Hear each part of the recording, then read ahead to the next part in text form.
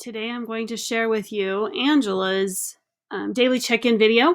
I want you to notice how when she's doing her video and she's telling the students what they need to do for the day, that she actually goes into Google Classroom and shows them exactly where to find their assignments. I think that's a great way to start. So let's go ahead and watch.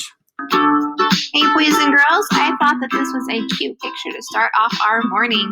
Today's going to be a good day, so I just want you to remember that as we go through what we're going to be learning today. So first off, we'll come over here to Google Classroom. We'll check out our classwork for today. For math, I have 3 activities for you. First thing I'll need you to do is to do your multiply by 4 worksheet. Then I need you to go to Class Kick. You'll make sure you log in live with Google like we've always done on Class Kick. You're going to go to Module 7, Lesson 4.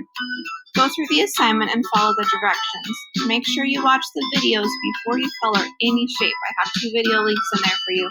Please make sure you watch both of them so that you understand what you're supposed to do when you go to color the shapes.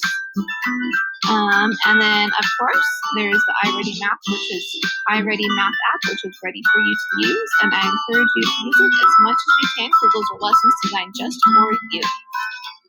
Next, for ELA today, you have 3 activities for ELA. The first one is to do your reading lesson is also on Class Kick. It is called Unit 5, Lesson 4, Day 1.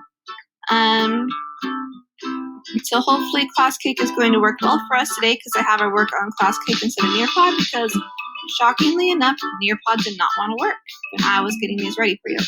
So we're going to try out Class Kick. For writing today, I want you to write about the grossest food ever. Okay, so right here you'll just click on the link for April 7th, the grossest food, and then of course we have our handwriting assignment. And I'm sure, as we all know, when you go to 4th grade, your teachers are going to want you to know how to write in cursive. So hopefully you're keeping up with your handwriting lessons. That'll make it. So just a quick overview of one way that you can help your students know exactly where to go and what they need to do.